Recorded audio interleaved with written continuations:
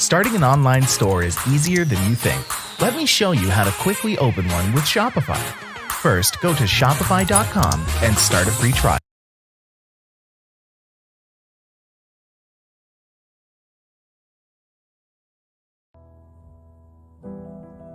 Goals I got for 2021, alright, damn, I'm trying to, everybody goes, go up to another notch. I done touch base with like the family shit. Now I'm trying to help the community. Now I'm trying to get places like this about little daycares and shit. Just anything to generate money and make the community better and shit. Now I got a lot of friends, now my auntie next to the line, now you see what I'm saying? And then my friends, and and I got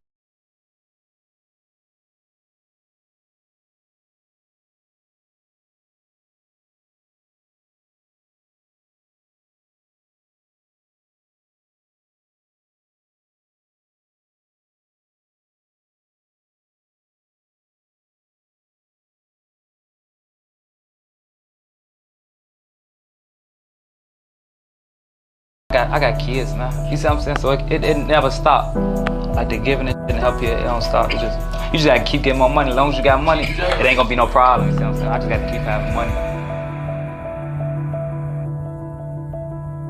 A rapper who is among those who were shot and killed in a gun battle in downtown Atlanta. A total of 6 people were shot, 3 have died. One of them, a rapper Davon.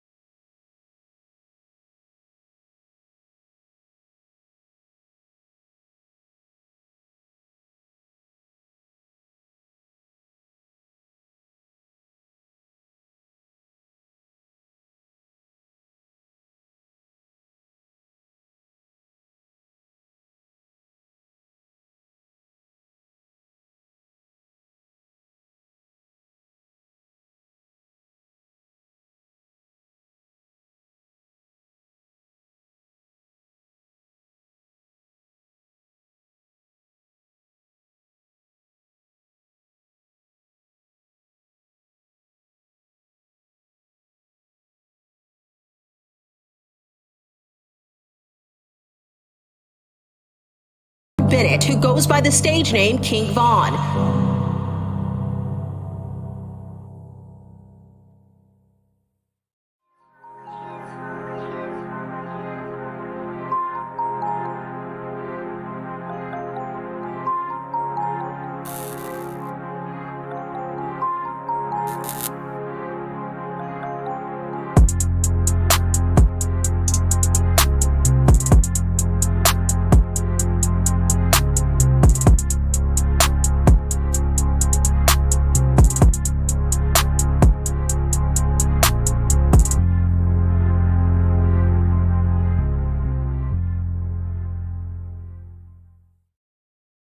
The streets of Southside Chicago has been riddled with violence for quite some time now. Throughout all that violence, though, there were diamonds in the rough with immense amount of talent in hip-hop, specifically in a location now known to the world as O Block. The people living there might have known of O Block for quite some time, but the world didn't until Chief Keef, Lil Durk, Fredo Santana, Lil Reese, and many more started to blow up. And as time went on, more and more artists started blowing up from that area, and Chicago finally once again became a big staple in hip-hop. And just recently, an artist by the name of King Von has started to blow up from that exact area. Through his unique flows and his insane street storytelling abilities, he was just another superstar from O Block, ready to take off. King Von was born Davon Bennett on August 9th, 1994, and he was born on Parkway Gardens, also known as O Block, located specifically on the 64th Street on King Drive in the south side of Chicago. He was raised in a broken home with divorced parents. He never saw his mom and biological father together. His father ended up serving time in prison, and when he got out is when he officially met his father, but he was only roughly 8 years old, so he doesn't really remember it. Then a couple months later, after meeting him, his father was killed. Despite that, King Von ended up getting good grades in school, whether it was through elementary and through middle school. However, around middle school is when King Von says he started getting involved in the street life, because when he got out of school, he was bored and decided to explore the streets with his friends. And around middle school is when he officially met Lil Durk, and they started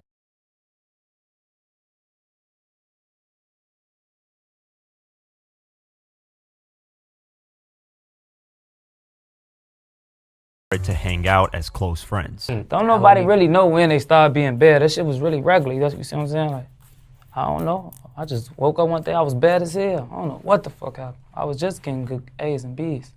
I don't know what happened. School, you see what I'm saying? School over here with the nice teaching and nice people, all that. All right, so now I'm going off they from that. Since they nice and being, you know, productive and all, I'm doing my work, I'm in school. But now I'm out of school with the people that ain't doing shit, but on the streets, all they know is being loud, mean, bad, you know, selling drugs, doing this, doing that. So now I'm around them, and now I'm, you know, my environment shit, I'm adapted to that shit. As time went on, while being out in the streets, King Von said that he never joined a gang. Instead, he was forced to be in a gang, which would end up being the BD's Black Disciples. And the reason why he says he was forced to be in the gang is because of the environment he grew up in. If you weren't associated with a gang, you would end up getting beat up every single day and robbed. So you had to be associated with the gang for protection and just for peace of mind. No, I ain't join one. It's just like, since I'm over here, you see what I'm saying? You is where you at. Like if you would have grew up, if you would have been born where I'm at, you would have had to be gang bang. Just because that's what it is. Or you ain't going outside. And with that lifestyle, obviously came trouble. And the first time King Von got arrested was when he was a young teenager. He got put into juvenile for allegedly armed robbery of a vehicle. And since he was so young, they gave him the option of boot camp. He took that immediately and got out pretty quickly. While his friend Lil Durk was rising in the music scene and becoming a star, he would end up getting into more trouble. And on November 21st, 2012, King Von was arrested and booked in Cook County Jail for unlawful possession of a firearm. And at this point, King Von says he dropped out of high school, which would be his junior year in high school. And without being in school, he devoted himself to the streets fully. And by the time he hit 19, he caught a huge case that potentially could have gave him life in prison at the age of 19. This was a shooting that occurred on May 29th in 2014. Then on July 24th, 2014, he got booked and charged with first-degree murder and 2 counts of attempted murder. King Von ended up spending 3.5 years trying to fight this case, and while being in prison, he didn't waste any time being in there. He ended up getting his GED, and on top of that, he ended up writing his own music for the first time ever because he was planning on beating this case, getting out, and focusing on music like Lil Durk had told him to. And then they charged me, the case I just got out for first degree murder and 2 attempt murders. They charged me with that shit. And I beat that. I mean, I'll get you for that shit. While in prison too, he ended up getting a cell room with an 80-year-old man, and he would end up taking care of him throughout his whole prison bid. He would push him in his wheelchair. He would remind him to take out his dentures when he went to sleep. And of course, this old guy ended up calling him grandson, and he also got the name grandson because of how he was carrying himself in prison. He was showing respect. He was showing he was a leader in the BD thing. It be old men like they'll put you in the cell with like 7. They put me in cell like that I gotta help him I gotta push him in the wheelchair. They put me in there with a nigga that. Nah, for real, like I'm in a cell with a nigga that's 80. I gotta take him to lunch. I'm in a joint. I don't even know this man, but he in my cell. I gotta take this man, cause you gonna leave this old man there. He's stinking, he loud, he got his dentures in, he be chewing his dentures. He supposed to take him out when he go to sleep, so I'm, Scoop, take your dentures out, man. I'm in jail when he sounds saying, but I'm his grandson, cause. So you dangerous, but you got a hell of a heart. Man, you know that shit though, man. You gotta look out for your people, man. You gotta look out for your people, who gonna look out for you. You see what I'm saying? After 3.5 years, he finally beat the case due to lack of evidence towards him. He finally got out, and at this point, he was 23 years old. And with all this time passed, he saw that his close friend, Lil Durk, was a superstar in hip-hop, and he decided that he needed to do something to get income that was legal, so he wanted to get into music. And Lil Durk encouraged that. He flew him out to Atlanta where he could focus solely on the music, and this is when he started officially recording music. It was towards mid 2018. I've been with him his whole journey in jail. And I ain't gonna lie, like, he ain't never say nothing about rapping. How'd y'all meet? Now we grew up together. So then when he got out, he just tried rapping. And like his first song just like went super crazy. Big shout out to Swagbucks for sponsoring today's video. If you don't know, Swagbucks is an easy way to earn cash and gift cards by simply doing surveys, watching videos, playing games. I did quite a few of these and they were very quick and earned me quite a bit of cash. They can be used in all kinds of places like Amazon, Walmart, Target, Starbucks, so on and so forth. And that's really needed during the holidays. And since they're sponsoring this video, they're giving you guys $5 bonus if you sign up with the link in the description below. Use that link and you'll get a $5 bonus when you do your first survey. So go ahead and check it out. Swagbucks, link is in the description below. Thank you for watching. Let's continue the video. And one of the first tracks he released was with his homie THF Zoo called Beat That Body. And the reception for that track was great, so he kept recording music in Durk's house, and Durk taught him how to write tracks, and eventually he came up with the track Crazy Story. And when he released this track in December of 2018, everyone was going crazy at the crazy storytelling ability of this track, and it was something completely different with multiple flows. We made Crazy Story in my house. Like, he ain't know how to write a song, none of that shit. So yeah, put shit together and that shit just like took over the streets. He kept recording music and eventually released Crazy Story Part 2 with Lil Durk and Crazy Story Part 3. And by this time, Lil Durk officially signed him to his label, OTF, and Durk brought King Von to all of his interviews to show him the ropes of how to do things as an artist. King Von also opened up a lot of shows for Lil Durk and performed solo in quite a few cities, and from this he got a lot of money. And one of the first things he did when he got $100,000 was go straight back to his old neighborhood in O Block and give back to the people. He was very weary about trying to help his neighborhood, whether it's building daycares for children, trying to give back to his community so it can be a better place. He did that multiple times. It wasn't just one time where he gave $100,000. It was quite a few times. However, King Von would run into more legal trouble, and this time it would be with Lil Durk. On February 5th, 2019, Lil Durk and King Von allegedly shot at somebody in Midtown Atlanta where they robbed someone for $30,000 and more, and this victim was shot and nearly died, and there were cameras there that caught the incident. So on June 2019, Lil Durk and King Von had to turn themselves in. The rapper, whose real name is Dirk Banks, turned himself in at the Fulton County Jail earlier tonight. Police say he shot a man outside the Midtown Atlanta restaurant back in February. Then Lil Durk's lawyer immediately worked to get bonds set for Lil Durk and King Von because they had no bond available at that time. The lawyer got to work and got the bond set. Lil Durk was released on June 21st, 2019 on $250,000 bond. Then just a couple days later, King Von was released on a $300,000 bond. Then immediately after that, King Von started focusing on the music once again. And as time went on in 2019, he started to learn how to become an artist, how to conduct interviews, and how to write tracks in full form from hook to verse, hook to verse.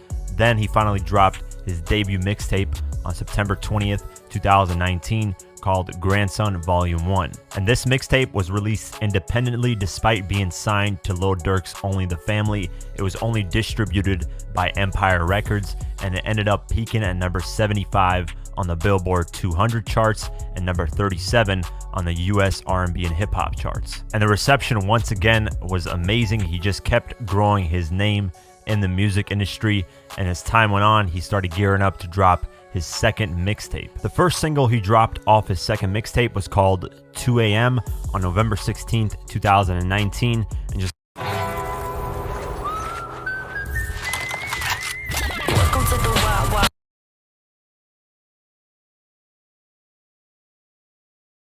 a couple weeks later, he dropped the second single, Rollin', on November 29th, 2019. Then on February 21st, 2020, he dropped the third single, Took Her to the O, and this is one of the singles that caught a lot of heat and became one of his biggest records. And this song to date, as of the making of this video, is his highest charting song on the Billboard Hot 100. It peaked at number 47, and on the US R&B and hip hop charts, it peaked at number 14. Then on March 6, 2020, he dropped his second official mixtape called LeVon James, which is a wordplay of his favorite basketball player, LeBron James. And this mixtape, it debuted a lot higher than his first one. It peaked at number 63 on the Billboard 200 and peaked at number 36 on the top R&B and hip hop albums. With the success of the music, King Von was focused heavily on the music, but he still had a couple of beefs going on, whether it was in the streets or in the music industry. The street beef that he had was with his ops,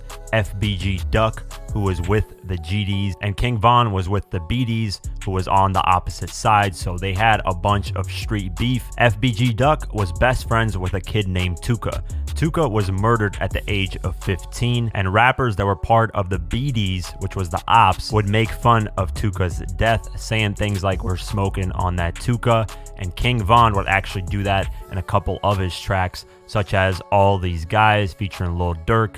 And of course, FBG Duck, being best friends with Tuka, did not like that, so King Von ended up inheriting that beef from the streets. FBG Duck even released a diss track towards King Von called I'm From 63rd.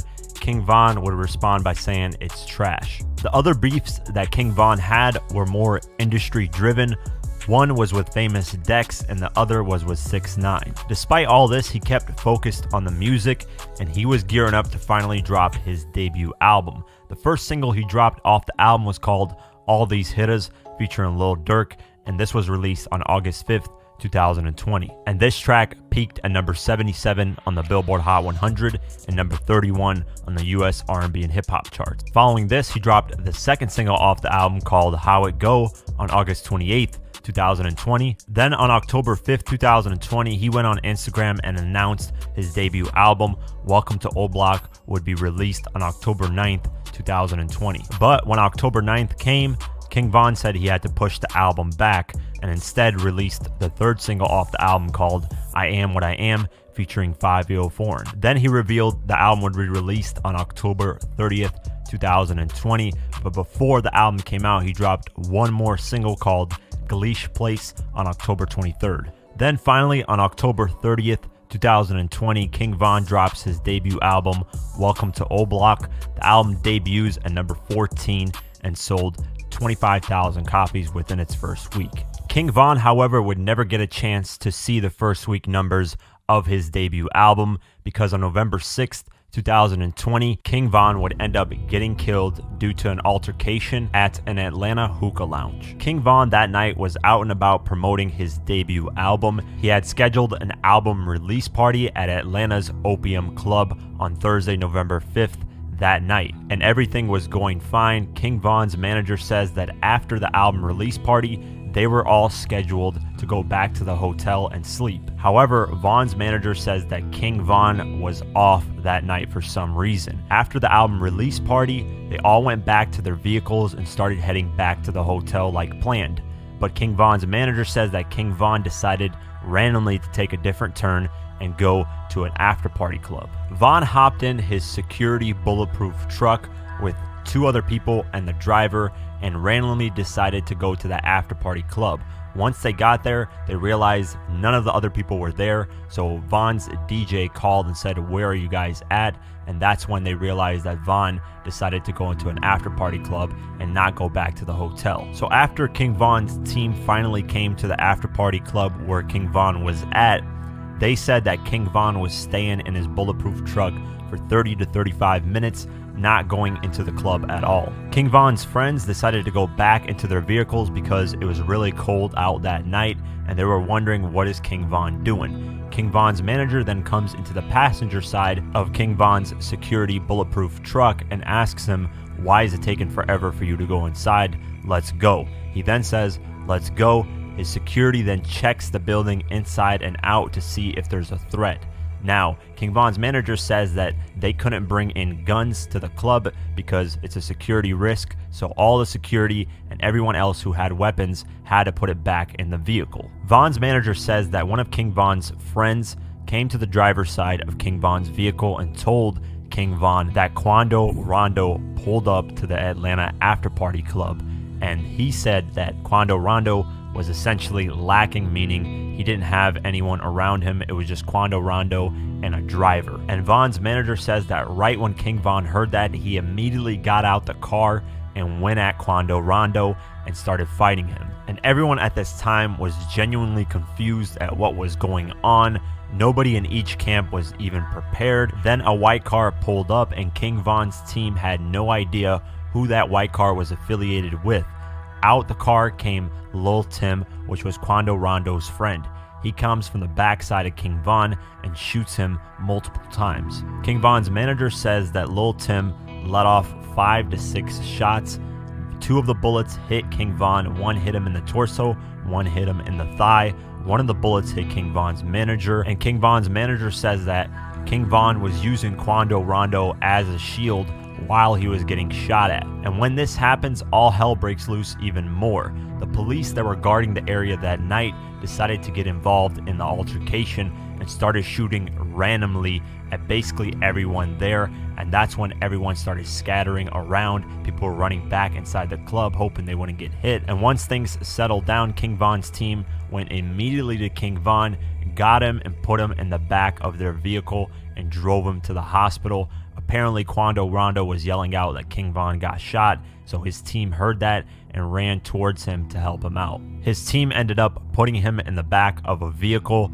They drove off to the Grady Hospital in Atlanta, and apparently King Von was conscious the whole time, telling the people in the car to calm down and relax and that he's going to be okay because everyone in the car was panicking about what just happened. They drove him to the Grady Hospital in Atlanta and immediately started performing surgery on him, but during the surgery process, he didn't make it. When the news officially came out, it was reported that King Von was in critical condition and that he was shot by the Atlanta Police Department, but as time went on, we realized obviously this wasn't the case. In the afternoon of November 6, 2020, it was officially announced that King Von had passed away at the age of 26. It was also reported that someone else had passed away as well, and 4 other people were injured, including King Von's manager and Lil Tim, who was the one who shot King Von. A couple days went on and Lil Tim was officially charged with the murder of King Von. And as time went on, more security footage came out, and Quando Rondo's team and lawyers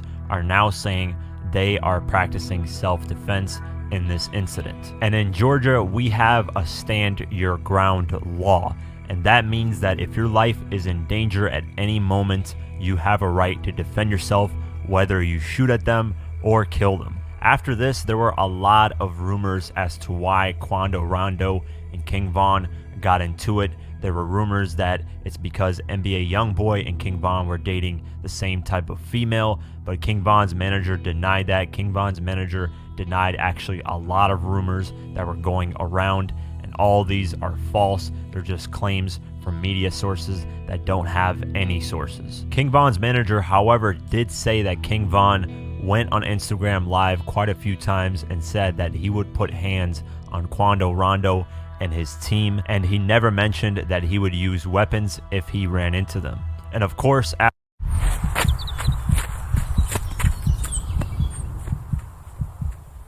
after King Von's passing, his album saw a huge uptick in sales the following week.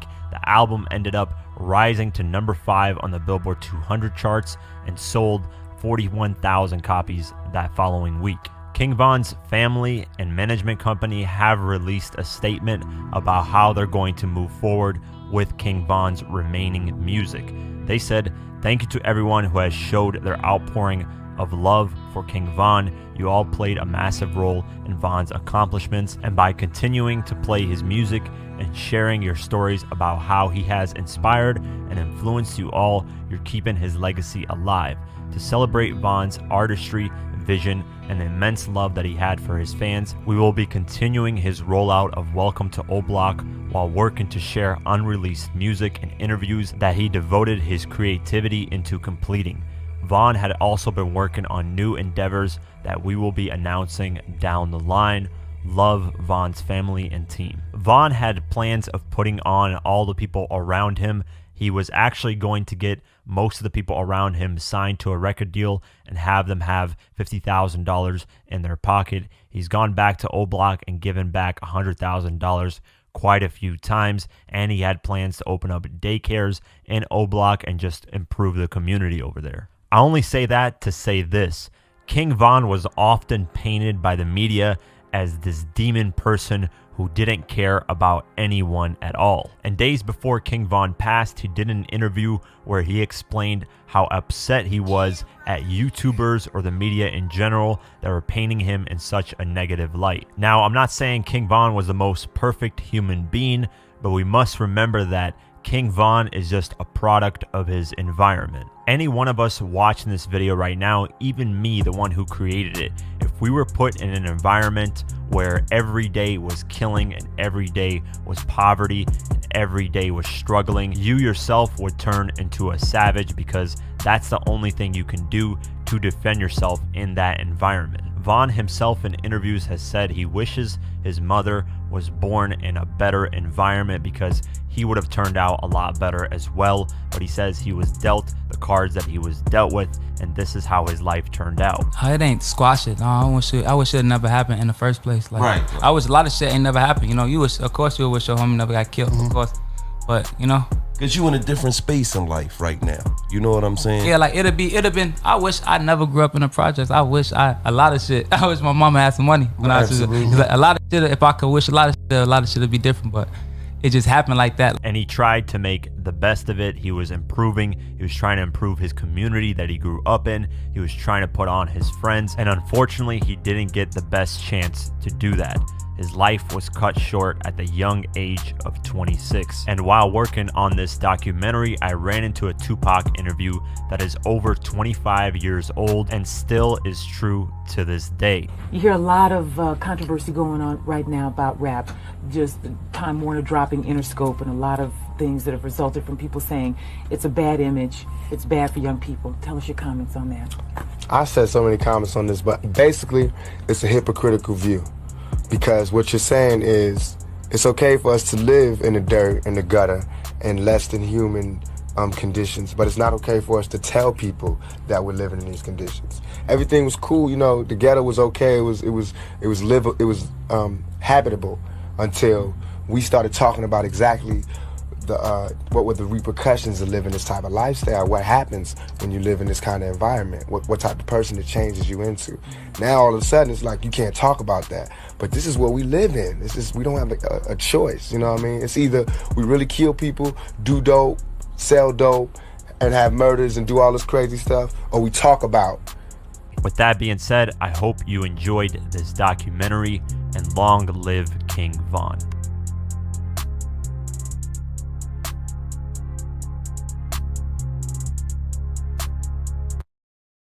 You've already put a parlay on this game with the life parlay you placed to make it here. You bet.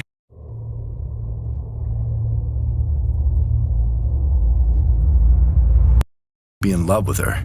K.I. would respond to this by calling King Von gay.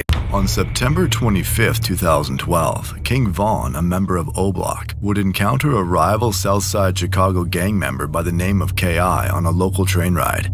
K.I. is a member of STL, which stands for St. Lawrence, a street in which most STL gang members reside on. STL and O Block have had a strong hatred for each other for years, and the rivalry between the two gangs has resulted in many casualties. When King Von and K.I. spotted each other on the train, the two immediately began to get physical, with King Von landing several punches to K.I.'s face. After the incident, King Von logged onto Twitter and tweeted about the altercation with K.I., claiming that an opposing gang member got caught with their guard down on the train.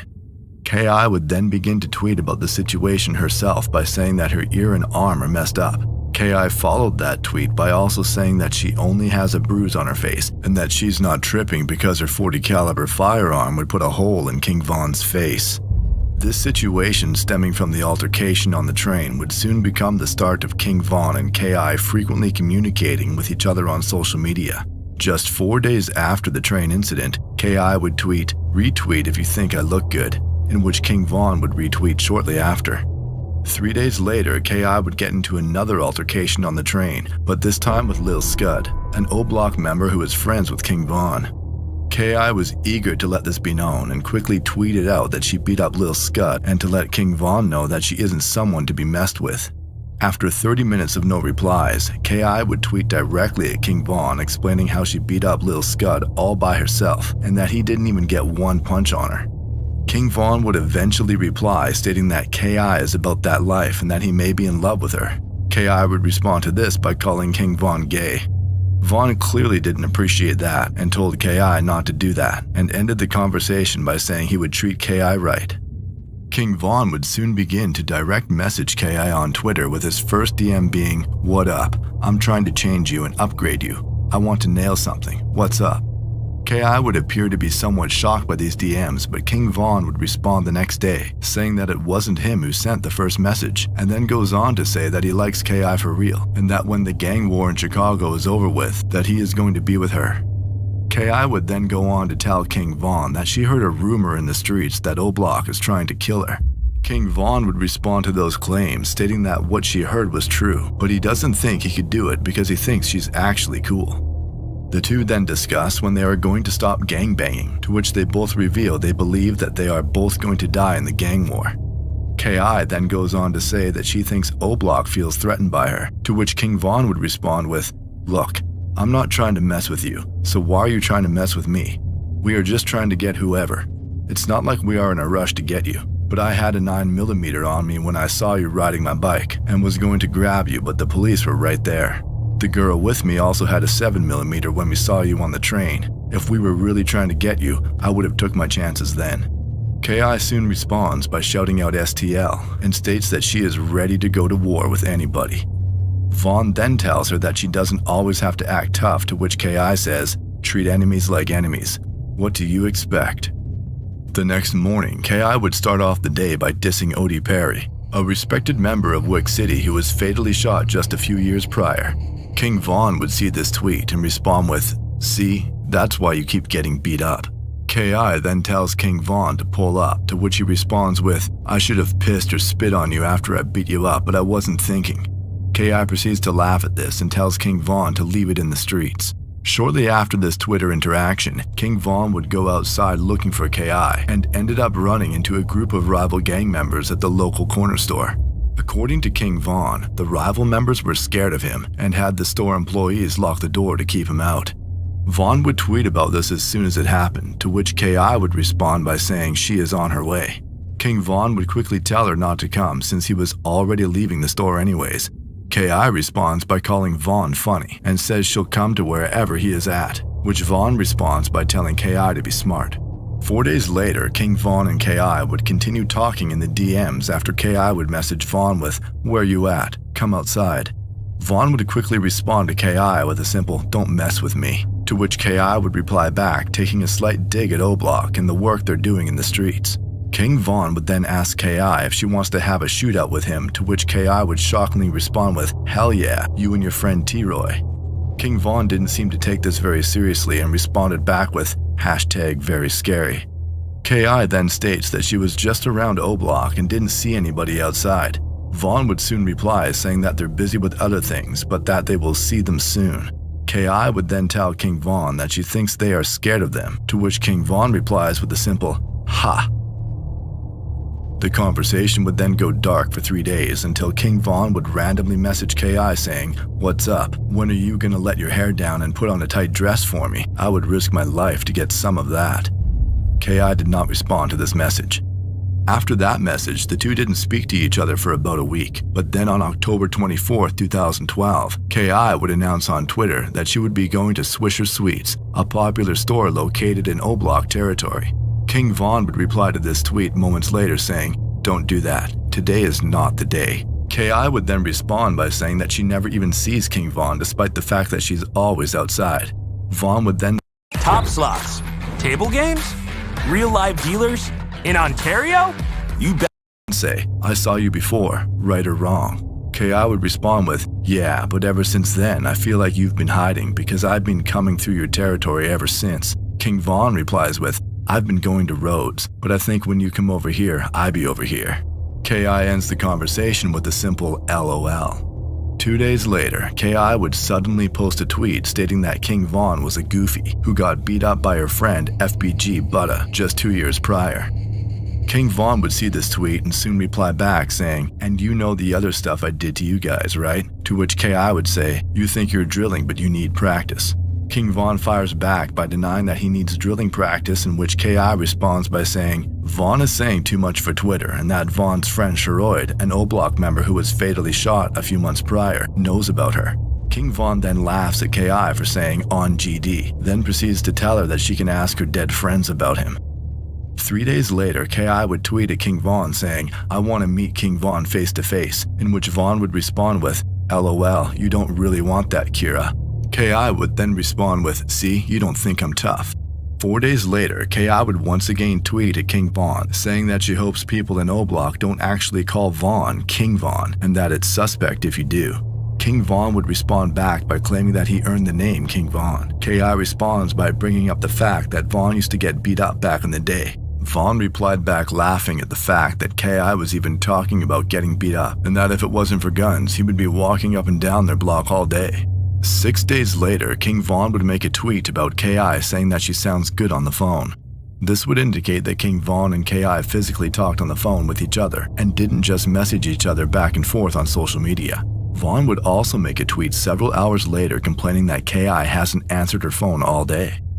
King Von would eventually get arrested on November 20th, 2012 for unlawful use of a weapon by a felon. This arrest led to King Von sitting behind bars for over a year. While behind bars, King Von's sister Kayla B tweeted at K.I. telling her that Von misses her and that she should go and visit him in jail. K.I. responded with LOL, but Kayla B followed up insisting that her brother King Von really wanted to see her.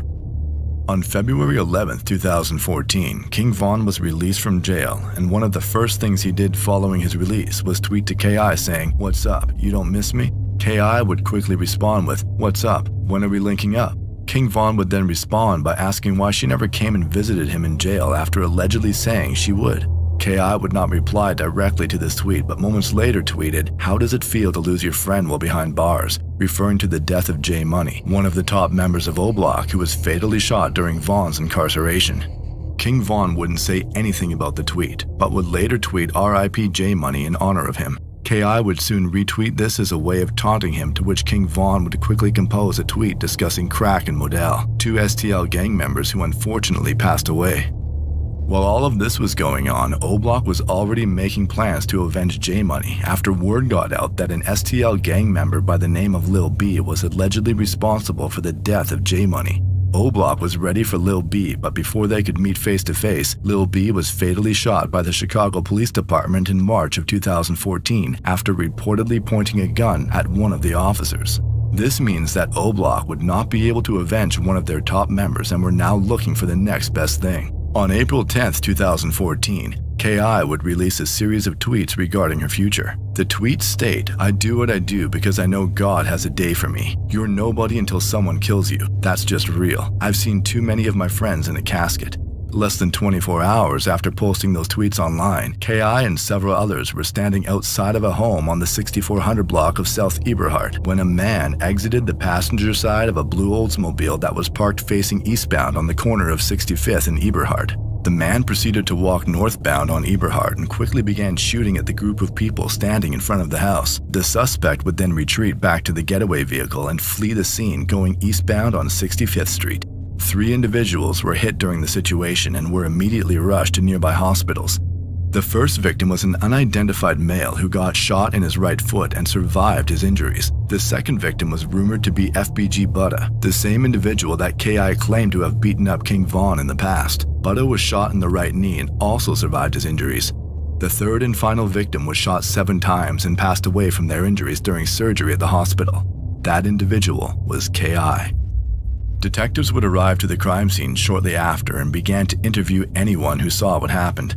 While there were many witnesses on scene, most of them provided detectives with vague details about the case, with some of them even admitting that they are scared to cooperate. However, certain witnesses gave the detectives a similar story, stating that a man wearing dark-colored clothing approached the house and began to open fire while yelling things at them. These witnesses would also give detectives a name of someone who they think may have committed the crime, a name in which the Chicago Police Department were already quite familiar with. Over the next couple of days, authorities would continue to investigate the homicide of K.I. and eventually developed a photo spread of potential suspects. Witnesses were soon called in to view the photo spread, and almost all of them were quick to point out the same suspect whose name was given to detectives on the day of the crime. Then on April 29, 2014, just 18 days after the murder of K.I., Davon Bennett, aka King Von, was taken into custody by Officer Fernandez of the Chicago Police Department's Fugitive Apprehension Unit to be interviewed by detectives. At around 1 p.m., King Von was placed in an interview room where two detectives began to question him about his involvement in K.I.'s murder. Von would quickly deny all Havana Club, Cuban mode. all involvement and stated that he doesn't even know K.I. and never goes around 65th Street. The detectives would then ask Vaughn if he would be willing to do a polygraph examination, to which he would agree to do and was given food and water. While this interview was taking place, 4 cooperating witnesses were called in so they could view an in-person lineup of the suspects. The first witness to view the lineup told authorities that they were unable to identify the suspect, while the second witness pointed to King Vaughn and said it could possibly be the suspect but wasn't sure. The third witness couldn't make an identification but verbally told detectives it was King Vaughn. The fourth and final witness viewed the lineup and pointed directly to King Vaughn. 2 assistant state attorneys would then arrive shortly after and began to review all the evidence in the K.I. case. Detectives would then go back to the interview room to check King Vaughn, where Vaughn would begin to tell detectives that he changed his mind and will no longer do a polygraph exam. King Vaughn then starts giving detectives an alibi, claiming that he checked in at his parole office on the day of K.I.'s death. Detectives immediately started looking into Vaughn's alibi and was able to confirm that he did in fact check in at his parole office, but there was still 30 minutes of unexplained time where he could have still committed the crime. Then on April 30th, 2014, the Cook County State Attorney's Office would announce that they are declining to prosecute King Vaughn for the murder of K.I. due to inconsistencies in the witness statements. This would mean that internally this case is solved according to the Chicago Police Department, but to the public this case is still unsolved with the suspect still at large. King Vaughn was then released from police custody around 6:30 p.m. that same night. Less than 2 hours later, King Vaughn would tweet, "I'm so happy and grateful. I'm too real for this."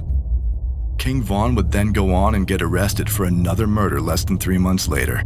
He sat in the Cook County Jail for over 3 years while awaiting trial. During the trial, King Vaughn was acquitted of all charges due to lack of evidence and was released back into the free world. After being released, lifelong friend and rapper Lil Durk would take King Vaughn under his wing and attempt to turn him into a gangster rap superstar. Within a matter of months, King Vaughn would become one of the top street rappers in the music industry, with his music surpassing tens of millions of streams each month, and even received cosigns from A-list celebrities such as NBA star LeBron James.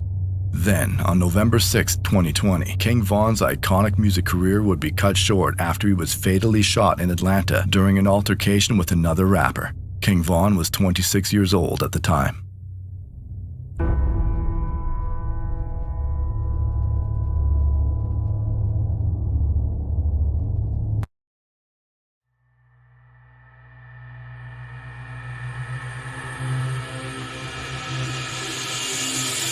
At around 3 o'clock in the morning on June 5, 2013, the Chicago Police Department were dispatched to the 7200 block of South Green Street after receiving a tip that there was a man with a loaded firearm walking around the area.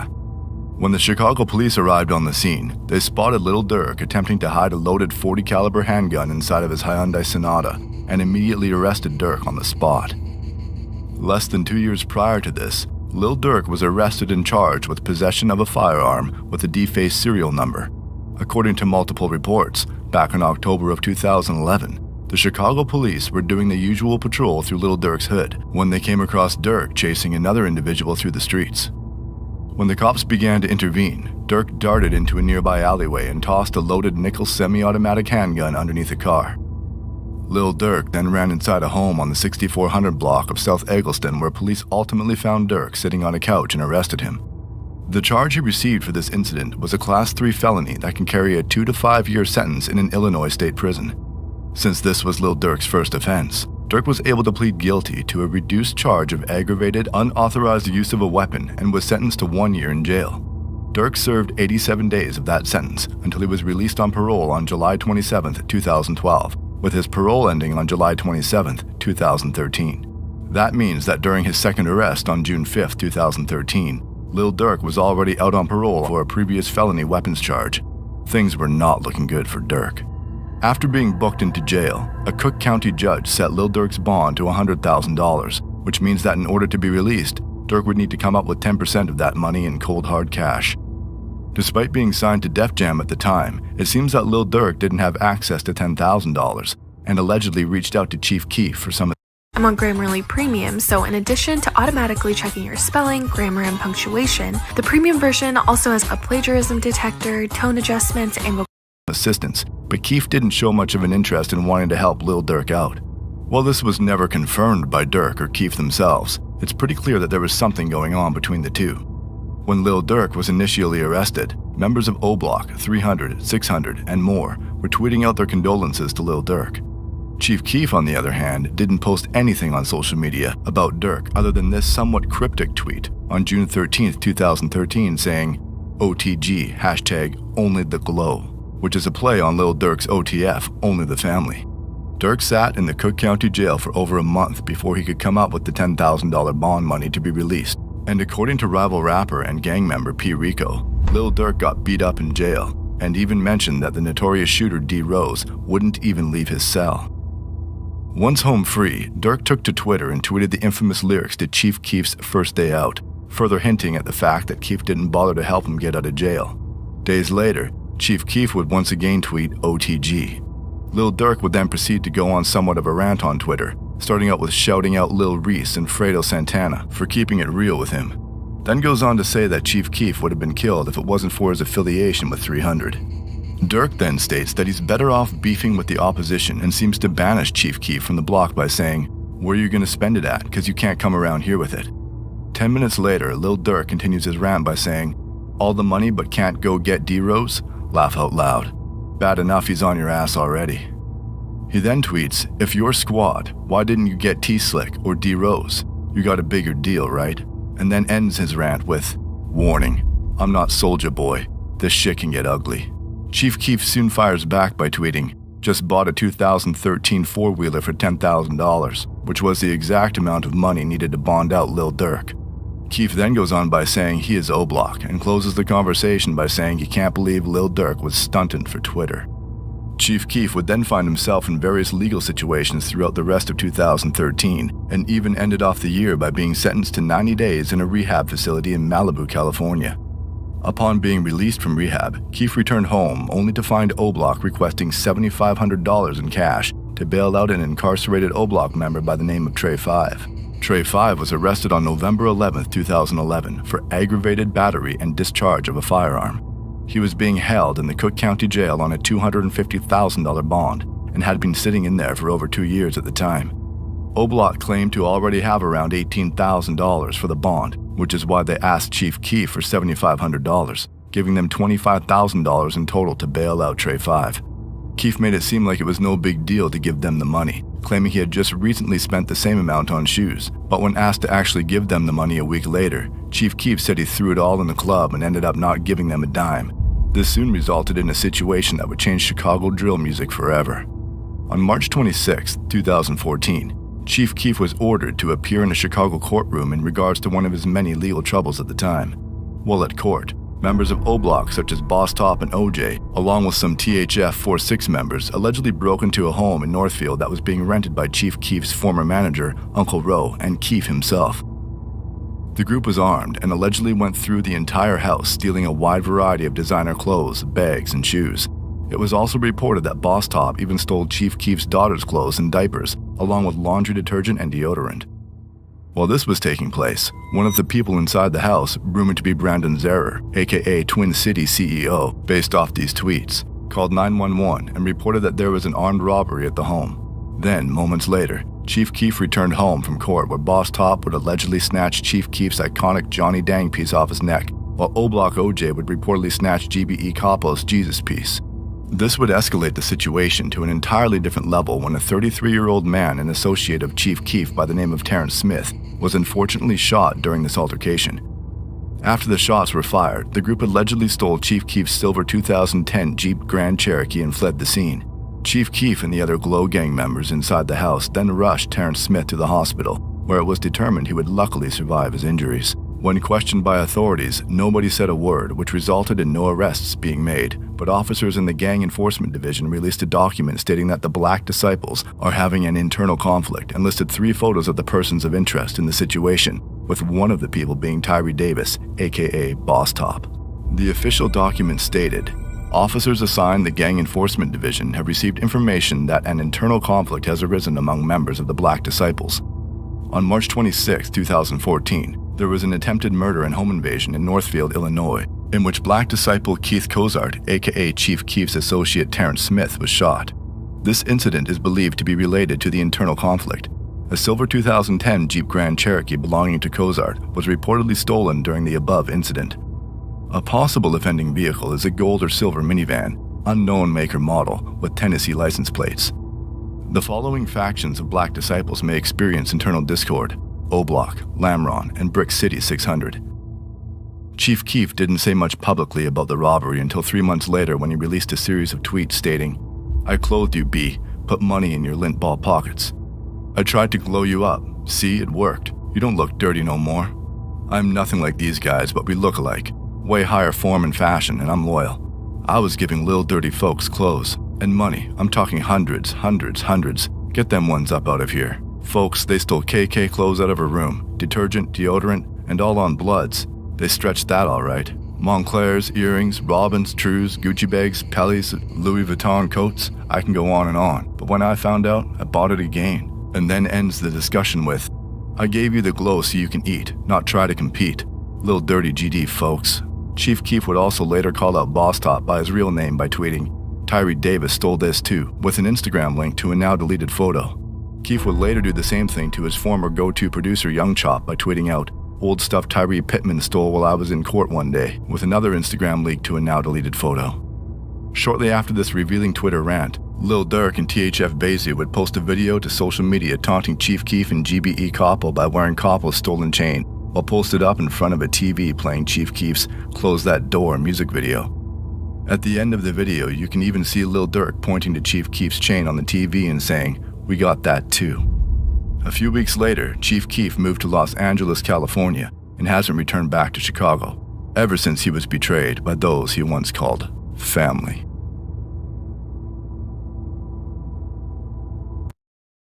Are you a gamer who wants to get in-game loot, but you just don't have the real-life money to spend?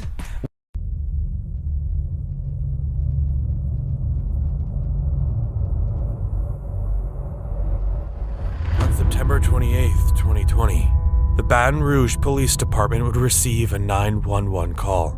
This call would be in regards to a group of people filming a music video on Chippewa Street. The people in this music video were allegedly a part of 4K Trey, a gang rumored to be ran by rapper NBA Youngboy. The police transcript goes as followed. 911 operator, City Police emergency. Complainant, yes ma'am, I'm calling. I have loved ones live over there. It's on with this little rapper or whatever. They got so many of them over there, with Uzis and AKA guns, just walking up and down the street. Where is this, ma'am? On Chippewa, right off of 38th Street, going towards Foster Driveway. And you said they walking them down the street? Yes, ma'am. Can you give me a description of anybody that has a gun? Who? They got dreads. Twists in they head. They black males and... So how many did you see? About 7 of them. So every last one of them had a gun in their hand. All the ones I seen. And we got a lot of older people. Senior citizens. Homeowners. And which way were they going? They standing in front of a house. I don't know if it's the boy, grandparent, or who. You didn't see the address they standing in front of? No, ma'am, I didn't see that. Is the house on Chippewa, or is it on 38th Street? It's on Chippewa. You turn off 38th on Chippewa, going towards Foster Driveway. You said it's on the end, going towards Foster? Yeah, it's right off 38th. Once you turn off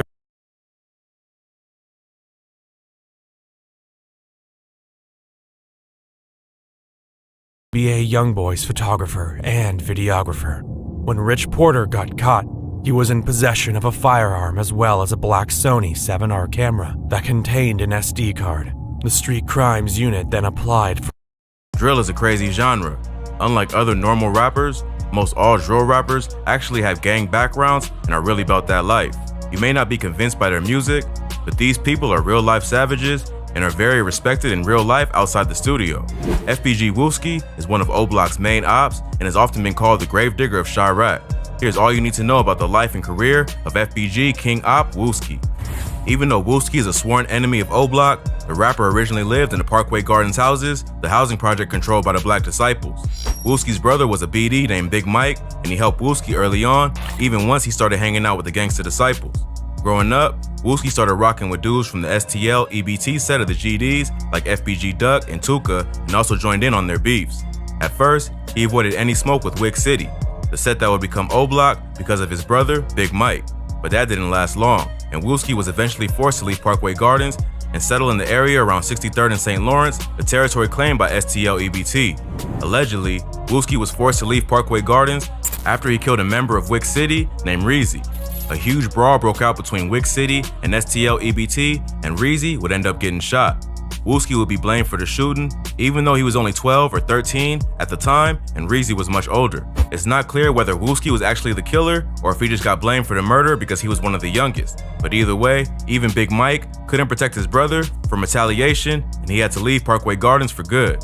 This brawl was one of the first major fights in the war between O-Block and STL EBT, which continues to this day. After Wooski left O-Block and got tighter with FBG, he became one of the BD's main ops. This beef would get even crazier after Wooski allegedly killed another member of O-Block named Platoon. Platoon was a good friend of King Von, which would make the two rappers sworn enemies. King Von would even seek revenge on Wooski by going after his cousin Modell. Von caught both Modell and his cousin Miles lacking and shot them both. He caught Modell first, and when Miles went to help his cousin, Von showed no mercy and shot him too. Miles ended up pulling through, but Modell didn't make it. Wooski didn't see Von as much of a threat at first, but after he killed Modell, Von became his main enemy. After that, Von and Wooski started going back and forth on Twitter, dissing each other. Wooski claimed that Von had seen him at the corner store, and Von did nothing. Von responded by saying that he came back looking for him, and Wooski just ran away. They both even started bragging about how many bodies they caught, trying to one-up each other in front of the entire world. They would continue the Twitter beef for the next few years as the war between O-Block and STL only got worse. But the beef was put on hold for a while when both rappers ended up catching a case that would keep them off the streets for a while. In 2014, Von was at a house party on LaSalle Street in the Inglewood neighborhood of the South Side. During the party, a dude named Malcolm Stuckey and some guys he was with started mean mugging Von in a way that put him on edge. But because he was by himself, he didn't try anything. Instead, he went and recruited backup from none other than Big Mike, Wooski's older brother. He and Von spotted Stuckey hanging out by the porch and opened fire. Stuckey was killed in the shooting, and several of his friends were wounded trying to get away. Not long after, Von and Big Mike were both arrested and charged with 1 count of murder and 2 counts of attempted murder. Pretty cold-blooded to murder someone just for giving you a dirty look. But in the streets of Chicago, anyone mean mugging a known savage like King Von should expect the smoke. Von and Big Mike will be fighting the case for the next 3.5 years. Meanwhile, Wooski will be catching his own case. In 2015, he got hit with a gun charge and spent the next few years locked up. The case against Von was looking pretty bad after Big Mike agreed to cooperate with police and testify that Von was the one who fired the shot that killed Malcolm Stuckey. But fearing retaliation on either the streets or behind bars after being labeled a snitch, Big Mike refused to take the stand at the last minute. No other witnesses came forward to testify, and the prosecutors didn't have much other evidence to tie Von to the crime. At this point, it had already been several years since the shooting, so Von held his ground and was eventually acquitted of the charges, while Big Mike got sentenced to 28 years.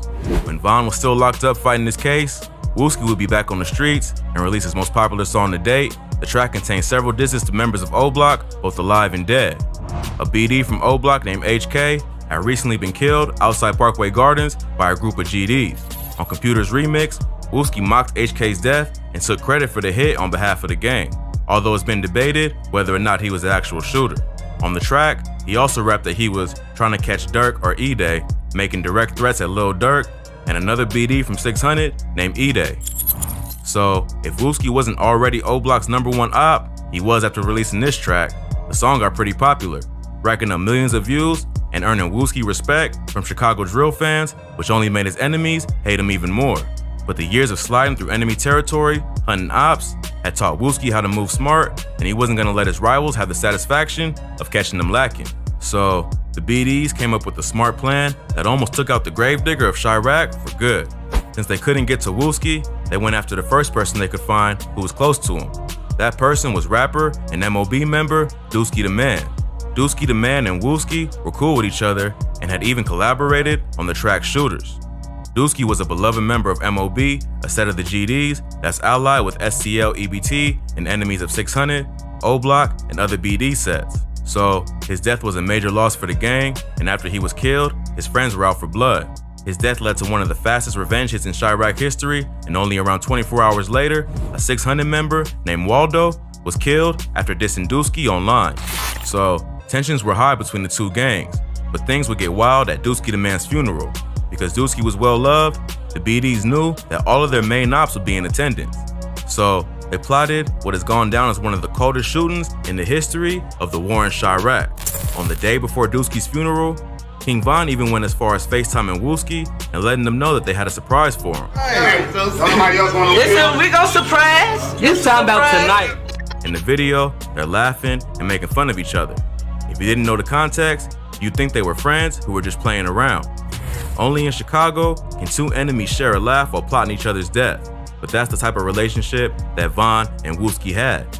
Even though they hated each other's guts, they still respected each other as a worthy opponent. The day of Dusky the Man's funeral was tense. Everyone knew that something could happen at any moment. FBG Duck's cousin Ruga spoke in an interview about the funeral not long after it happened. He said that he had a feeling something was gonna go down because there was bad energy in the air. To be honest, I kind of felt like something, you know what I'm saying, funny was gonna happen. On some real The BDs must have been sitting outside, waiting for the right moment to attack, because they finally caught their number one op by himself when Wooski stepped outside to have a cigarette. As soon as Wooski stepped outside, 4 men in hoodies rolled up and sprayed the church with bullets. Wooski was shot in the head, and 5 other people who were leaving the building after the service were also hit. Footage from outside the church after the shooting shows how chaotic the scene was, with people spilling out into the street to help victims. Thankfully, no one was killed, even Wooski, who sustained a pretty serious shot to the head. So, Von made good on his promise to surprise Wooski at the funeral. Pretty cold-hearted to spray up a church, just as everyone is leaving after mourning another death. But they probably saw it as their only opportunity to catch Wooski slipping, and in the streets of Chicago, nothing is off limits. But even though Wooski would survive the shooting and live to haunt his ops another day, it would take him off the streets for a while. The injury he sustained was pretty serious, and he would spend the next few months recovering and relearning how to walk. But just because Wooski got hit doesn't mean the beef stopped there. Von would continue dissing his enemy on social media, claiming that the shooting turned him into a He said that after getting hit, Wooski didn't want to diss him on social media anymore, whereas before, they'd be at each other's throats every day. I ain't gonna lie, he ain't been the same. But it wouldn't take long for Wooski to be back on the streets. While he was recovering, his homie, FBG Duck, held it down for the crew and continued sending shots at Dirk and Von. Although this had been going on long before Wooski was shot. But by 2020, both sides would suffer major losses. First, in August 2020, FBG Duck was gunned down while shopping in Chicago's Gold Coast neighborhood, a wealthy shopping district about 30 minutes from the south side.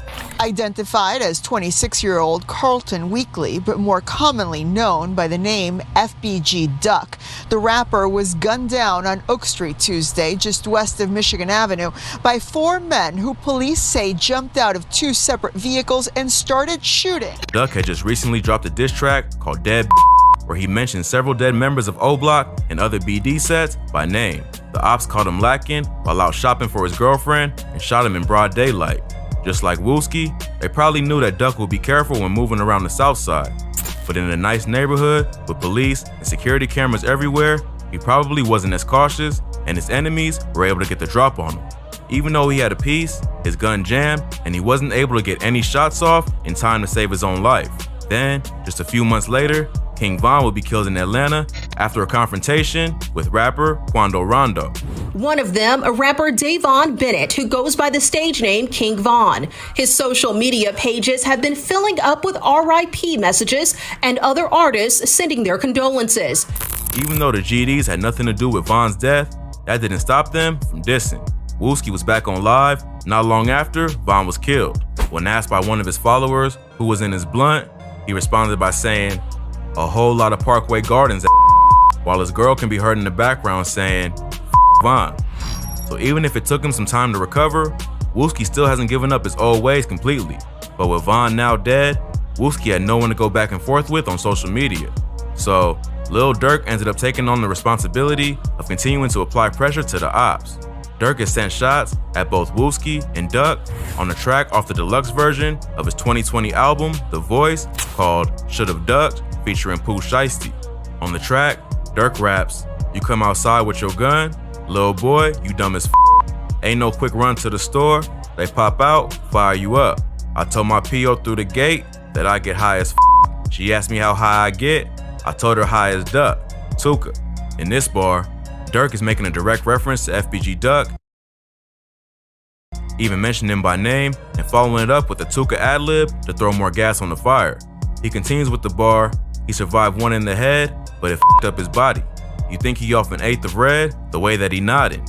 In this bar, he's taking an obvious shot at Wooski, making fun of him for getting shot and then having trouble speaking and moving after making a recovery. On the same track, Durk raps, "My brother told me get some property, I keep getting Glockies."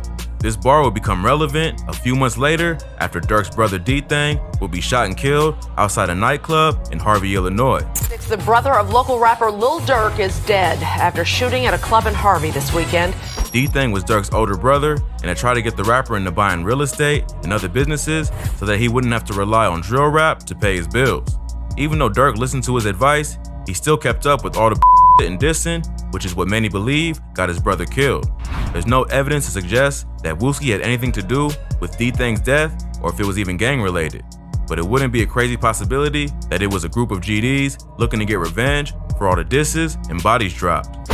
At this point, Wooski is a certified street legend, having survived the war in Chirac that claimed the lives of many of his friends even after being shot in the head. Hopefully, he'll take the blessing he's been given and leave the streets alone for good. But if he's still in Chicago and willing to continue to diss his enemies online, there's a good chance he'll get sucked back into the cycle of violence. If you thought this video was crazy, be sure to check out our channel for more. From rap's biggest police raids to Chicago drill lyrics that really happened, we cover the most insane stories that you need to hear. Also, be sure to subscribe to our second channel if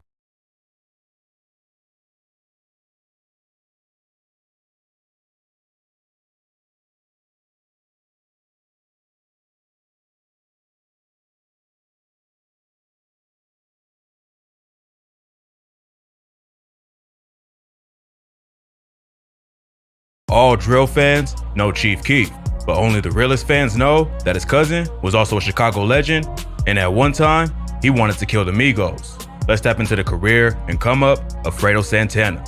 Fredo was born on the 4th of July in 1990. He grew up with two brothers and was raised by his grandmother, great-grandmother, mother, and aunt in Parkway Gardens, aka O Block. His dad was in and out of his life, and Fredo jumped off the porch at an early age.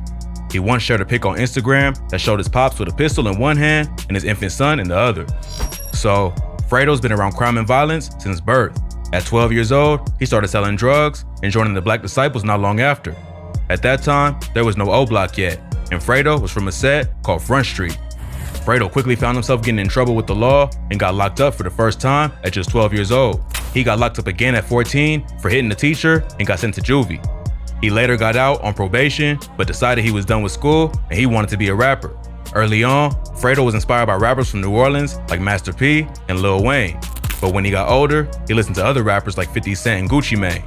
He got his first tattoo at 17, which was a face tat, so he was fully committed to either the streets or a rap career.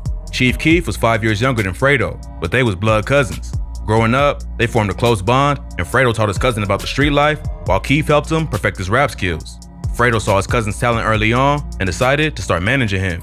Even though Keef is considered the king of drill now, the cosign from Fredo really allowed him to take over Chicago. Fredo was well respected in the streets, and half the reason Keef had the confidence to take the risk he did with his career. he was backed up by one of the most fierce savages in Chirac. In 2010, when Keith first started building a buzz in his city, Fredo got locked up again. When he got out after like 2 years, he saw that Keith and his day one homie Lil Reese was starting to blow up. So he focused more on the music to try to make it out the streets for good. He dropped his first official track, Hitta, which did decent numbers because of his association with Keith and GBE. In March 2012, Chief Keef dropped his first big hit, I Don't Like, which featured the bar from Lil Reese. Fredo win the cut, that's a scary sight, introducing the world to the legend of Fredo Santana.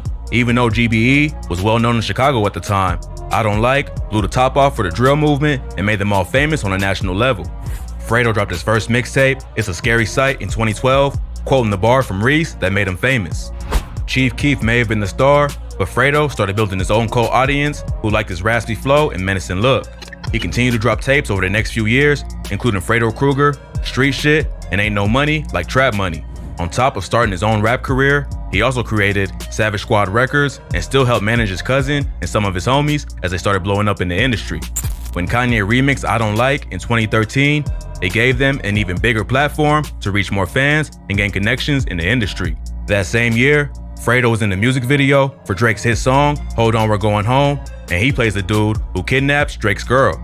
He would also drop his debut studio album, Trappin' Ain't Dead, which featured guest appearances from some of his boys from Chicago, like Keith, G Herbo, and Gino Marley, and also major names in the industry like Pee Wee Longway and Kendrick Lamar.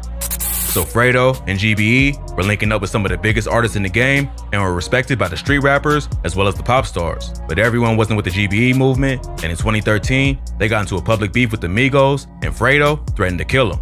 The Migos first broke into the industry in 2013 with the song Versace, not too long after Keith blew up. Even though Keith and Fredo were from Chicago and the Migos were from Atlanta, they was kinda in the same lane with the music. So there was already tension over who was gonna be the #1 group of this new wave. The beef started after Keith thought the Migos had dissed him in a song. In December 2013, Keith tweeted, "Heard Migos sneak dissing, no talking." Instead of denying it and trying to clear anything up, Offset responded to Keith, tweeting, "We'll be in Chirac next week, pull up." Takeoff also jumped in, tweeting, "Sneak diss who? Pull up, hashtag don't tweet, pull up." Keith responded by mocking the Migos and tweeted, "LOL, pull up, hashtag call me Sosa Santa." Not long after, the Migos dropped the song Jealousy, Chief Keef diss, where they took shots directly at Keith. They also did a show in California where Keith lived, and again, told him to pull up while they was there. But Keith was in rehab and wasn't about to leave to go run a fade with the Migos. This led to Offset tweeting, "All these rappers know they pussy anyway." Keith then dropped the tracks Mando and Pull Up, which were both Migos disses, referencing their hit song Bando, and the line they kept tweeting on Twitter. In March 2014, the Migos was in a crazy shootout while driving down a highway in Miami, and many assumed it was tied to the beef with Chief Keef. Then, in May 2014, Migos announced they were shooting a music video with none other than Lil Durk in Keef's own hood, O-Block. At the time, Durk and Keef was also beefing after Keef refused to bail Durk out of jail in 2013. Go peep our video on Glow Gang vs OTF, War in O-Block for more info on this beef. So Durk would tweet, "Migos can come to O-Block and shoot our video." Migos replied by tweeting, "Who said we can't?" Durk responds with, "A nobody." Durk's co-sign of the Migos was also approved by Boss Top, another O-Block member who was also beefing with Keef for not bailing him out of jail. Boss Top supposedly ran through Keef's crib and stole a few items, specifically his Johnny Dang chain while Keef was in court. Boss Top doubled down on the disrespect by taking a pic with the Migos while rocking the stolen chain. So, involving Keef's childhood friends, even if they was also beefing at the time, showed it was going further than just music. In November 2014, there was an altercation between the Migos and a rapper from GBE named Capo at a restaurant in Chicago. The Migos posted a video to their IG clowning Capo in the restaurant with the caption, "Caught at El Cap GGUOD, slipping last night in this city." It's hard to tell what actually went down, but Capo responded by tweeting, "Migos soft as hell. Y'all just had 20 and I was by myself. Link." At this point, Fredo wasn't just about to sit on the sidelines. When it was just sneak disses and music, he gave him a pass. But once they started playing with one of his boys, he had to step in and shut it down. He tweeted to the Migos, "I'm in LA. Stop playing with Capo on BD before I get your whole camp killed.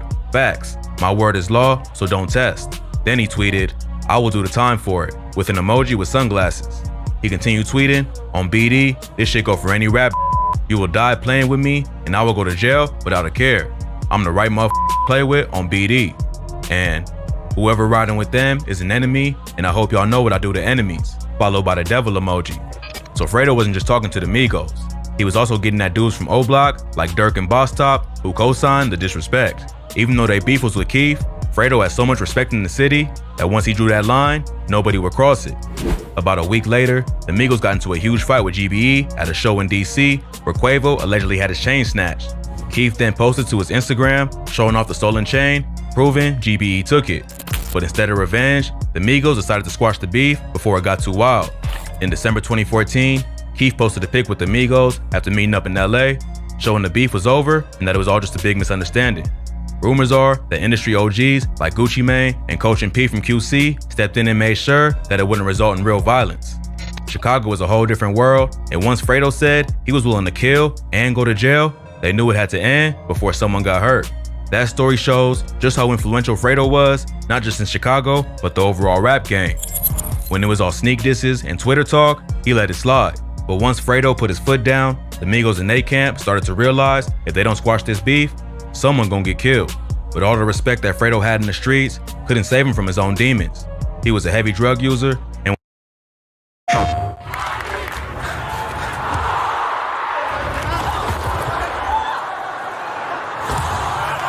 real stretch game, man. Everybody else on the game. It was GD. Gonna take a look at it and his while Keith was his homie. There were other kids from. You good, bro? Right.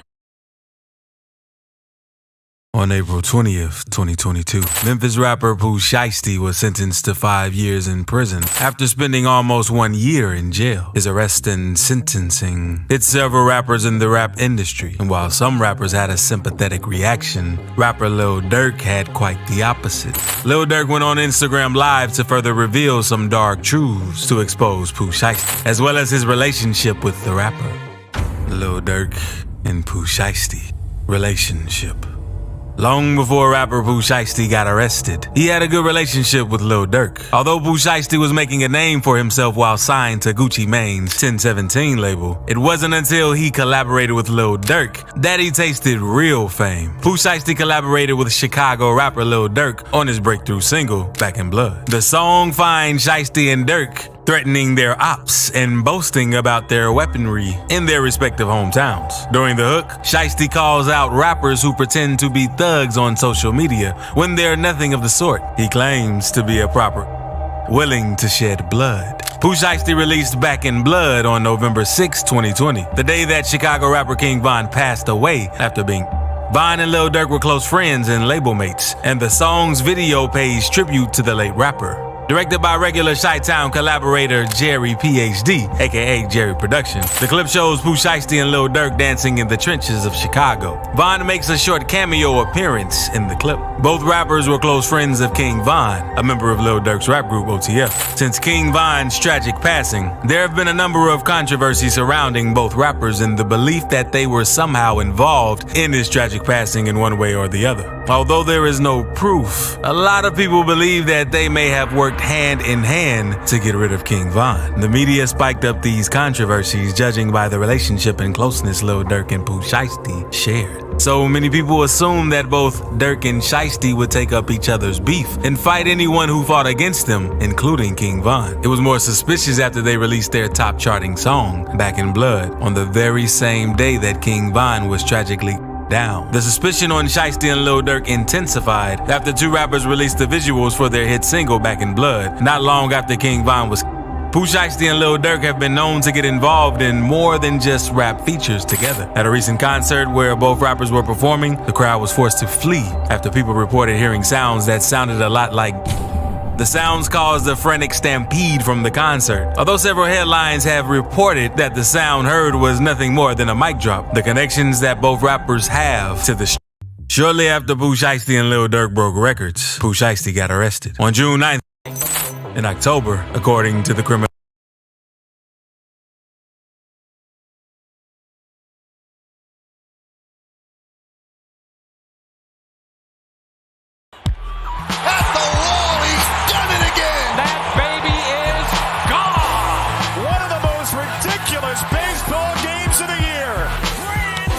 That Pooh Shiesty accepted a bag of and examined a pair of sneakers before he pulled out a Draco subcompact weapon and fired, hitting the alleged victim in the buttocks. After the rapper flexed some money on Instagram, the feds were able to match it to one of the bills from a robbery at the Landon Hotel in Bay Harbor Islands. A Louis Vuitton bag, a McLaren, and a serial number that appeared on the same dollar bills Pooh Shiesty flaunted in his Instagram post were all found at the crime scene. Pooh Shiesty sentencing. On April 20th, 2022, after almost a year behind bars, Pooh Shiesty was finally sentenced to 5 years and 3 months in prison, amounting to a total of 63 months. It has been a little over 12 months since the passing of one of OTF. While he had an interview with Angela Yee, and from the looks of it, he wasn't out to cause troubles. It's this amount to park right here. You feel me? I said, I'm not going in the club. I said, little boy, go in there, find you a little female or whatever, cause I'm like, you got 15 minutes, cause and I'm dipping. We about to go to the house. You feel me? My little brother's so thirsty, like, boy. However, his brother Lil Tim did not like the idea of him sleeping in the car, nor did he like the fact that he was going to be alone in a place where he knew that they weren't safe. According to Quando Rondo, it was at this point that Lil Tim opted to stay with him in the car. My brother said, Lil Tim told me, Lil bruh, I'm not about to let you sit in no car and go to sleep. Quando explains, I'm about to sit in here and roll up. However, they had no idea how the night was going to play out for them. At the time the fight broke out, Quando Rondo claimed that an individual slapped him for no reason. I'm thinking these were some regular individuals, he said. So I'm letting this group come by. Next thing you know, hit me. However, Lil Tim was with him through it, and he protected Quando throughout the fight. Sadly, he was charged with firing the pistol that got King Von wounded. According to witnesses present at the scene, King Von and his goons were the aggressors in the fight, and they had, in one of the most dangerous streets in Chicago, South Dr. Martin Luther King Jr. Drive, is home to the 6400 blocks, also known as the infamous O Block. In 2020, O Block became a significant name among rappers, and rap beef as from the area around 60 such a long time ago, but the true history of the Dirk, King Von was able to take a stance in the music industry, and he encouraged Von to rap to keep him out of trouble. 3 years later, after serving a 3.5-year prison sentence for an untimely acquitted attempted charge, Von's consistent and rapid improvement put him in position to become one of the top upcoming rappers from Chicago. When I got locked up for the drama, like Dirk was the main one supporting me, helping me. So we got even closer when I was just in jail. Then I got out. He flew me out there with him and shit. Got the rap, so me and Dirk, we like.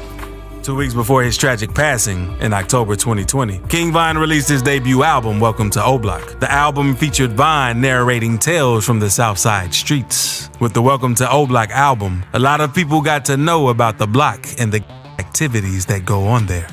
Lil Durk advised rappers not to visit O Block. In May 2019, an official report from Chicago Sun-Times labeled O Block as the most dangerous street in Chicago. The rate of violence in O Block scares people who live in O Block to the extent that its indigenes encourage people not to visit. Preheat oven.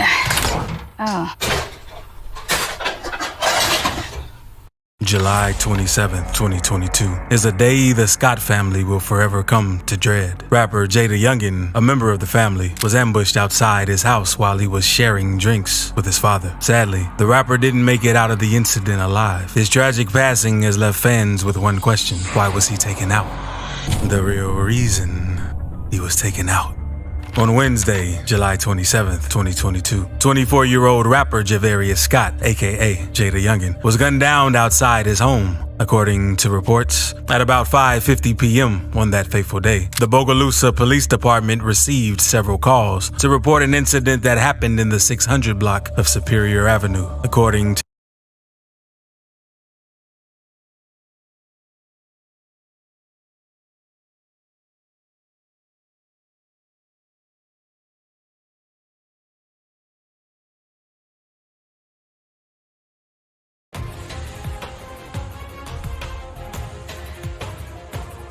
Juan Luis Lagunas Rosales was a teenager that a lot of teenage boys around the world would have envied. Born in Navolato, in the state of Sinaloa, Mexico. His mother left him with his grandmother as a child, and he never knew his father. Rosales then lived with his grandmother until the age of 15, where he dropped out of high school and left his hometown of Navolato. He made the nearby town of Culiacan his new home. At that time, he made a living by washing cars. However, by the time he was 17 years old, he had begun to make a very good living for someone his age. But apart from the money he made, the one thing that was sure to make people wish they were in his shoes was the way he made his money.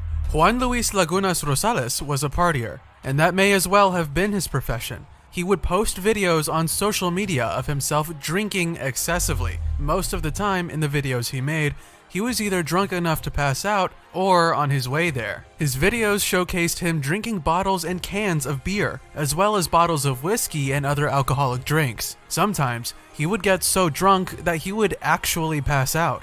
Strangely enough, his videos started going viral. People from all over Mexico and beyond found him entertaining. They liked watching him drink extraordinary amounts of alcohol and sometimes do drugs. The silly jokes he made, the funny things he did while drunk and sometimes even sober, and his clownish behavior in general was entertaining and attracted a lot of fans and followers to his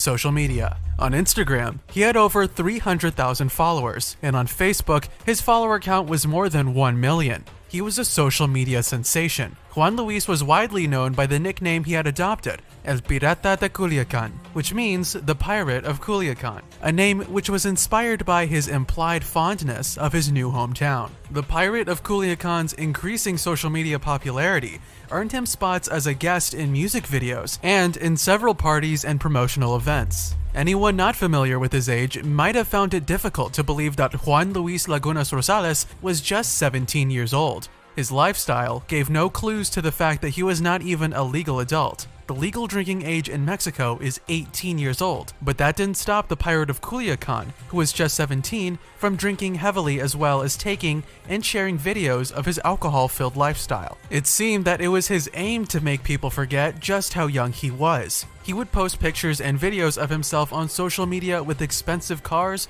motorcycles, and wads of currency notes. Juan often painted a beard on his face, which transformed his babyish features, making him look much older than he actually was. He also had huge tattoos on both his arms, a tiger and a pirate, as a reference to his nickname. In addition to all of this, the Pirate of Culiacan often posted pictures of himself posing with half-naked ladies and even different types of weaponry. It should not come as a surprise that his fame and lifestyle may have gotten into his head. He felt he could say anything that he liked to anyone at all. In his mind, he was probably invincible. It also shouldn't come as a surprise that he broke the law frequently and got away with it every time. Doing drugs, drinking alcohol as a minor, and flaunting weapons. All of these things he did boldly and even shared them online for all the world to see. Yet, the authorities turned a blind eye. Rather than getting a bad rep or a penalty for his gallant disregard for the law, what he got was a growing fan base, celebrity friends and acquaintances, invites to parties, and business deals. The more daring he became, the more his fame continued to grow, so there was no reason convincing enough for him to stop or slow down. He continued to push boundaries, unrestrained and untouchable. However, one fateful day, he went a little too far. The very business of uploading audacious videos to entertain others, which made him an enviable living, would cost him his life. In December of 2017, Rosales posted yet another video online. In this video, he seemed to be intoxicated. However, this was so common for the Pirate of Culiacan that it was almost expected for him to be at least a little tipsy in all his videos. In the video in question, he was anything but reserved, talking with a reckless confidence and with his characteristic air of invincibility. He made bold statements while gesturing at the camera. Under normal circumstances, this video would have passed as just another of the entertainer's stunts. It would have gained him some likes on social media and maybe 2, 3, or even hundreds of new followers. He would have continued his life as usual. He may have even created Nemesio Oseguera Cervantes, more popularly known by his alias El Mencho, is the leader of Cartel de Jalisco Nueva Generación, which translates to New Generation Jalisco Cartel in English. This cartel is one of the most notorious organized crime syndicates in the entire nation of Mexico. They are known as the fastest growing, most violent, and the second most powerful cartel in the country, second only to Cartel de Sinaloa, which was once led by the infamous drug lord El Chapo. The New Generation Jalisco Cartel is a relatively new cartel. It's just over a decade old, but has grown incredibly fast and has become incredibly powerful. The cartel was formed by a splinter group in an attempt to intimidate him of the general populace. They've made headlines several times. Once, they shot down an army helicopter using an RPG and killing 6 soldiers in order to protect their leader. Another time, they sent the head of a decapitated pig to a former attorney general in an attempt to intimidate him. In addition to these, the cartel has killed judges, policemen, congressmen, and thousands of civilians. One time, they ambushed a group of policemen, killing 14 of them. According to United States officials, the cartel is responsible for supplying more than 1/3 of all illegal drugs consumed in the US and has even expanded into Europe and Asia. They have several methamphetamine labs throughout Mexico and are also involved in the illegal production and sale of cocaine, as well as crystal meth. What's more, the gang is known for stealing crude oil, selling weapons, kidnapping, extortion, and several other criminal acts of violence. And at the top of this chain of violence and crime is the man known as El Mencho. El Mencho is a man who likes to keep a low profile and remain shrouded in mystery. He is one of the most wanted criminals in the United States and in Mexico. He tops the list as the most wanted drug lord. El Mencho is wanted for drug trafficking, illegal possessions of firearms, and for his involvement in organized crime. His career started in the Milenio Cartel, but after most of his bosses were either killed or arrested, he went on to create his own cartel, the New Generation Jalisco Cartel. Under his direction, the New Generation has achieved and violence that is due. El Mencho, suck my On the 18th of December 2017, a Monday night not too long after he released this video, Rosales was out partying with friends at a bar in Jalisco. This was the last party that El Pirata would ever attend. At around 11 p.m., the fun was interrupted by a group of armed men who burst into the bar and started shooting. Even though one of the employees of the bar, a 25-year-old, was also killed, the attack was evidently targeted at Juan. They pumped bullets into his body, killing the young internet celebrity. According to Raul Sanchez Jimenez, the teenager sustained between 15 and 18 bullet wounds. When authorities came to the scene, it was Juan's tattoos that they used to identify the bullet-ridden corpse. Juan's death was one of several during a year which ended as Mexico's deadliest year in recent history. Within the year of 2017, the country recorded over 25,000 homicides. This gave an average of 69 murders per day. The state of Jalisco alone had nearly 1,400 murders in that year. No doubt, Jalisco was a dangerous place. However, Juan seemed to have bitten off more than he could chew the moment he recorded that video and posted it online. The killers still have not been identified, and till date, no one has been arrested in relation to the murder of Juan Luis Laguna Rosales. The star had hopes of starting a singing career. In fact, he had signed a deal with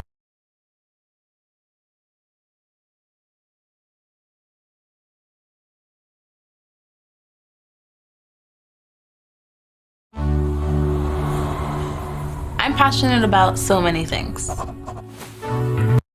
the Kitsune guide you. Oh my god, why? Why? What? Get your meals ready, everyone. I'm about to bring the sauce. And it's not the cheap stuff. Nah, it's the gourmet sauce. Bam! Overwatch 2. Now basically, myself and some other creators. Level 1 of the Battle Pass, you get Kiriko. She looks really nice in-game. You also get Diva's EDM skin. Apparently in-game, music plays when you use her abilities, so that's a cool little detail. And you get the Cybermari weapon charm. Next, we'll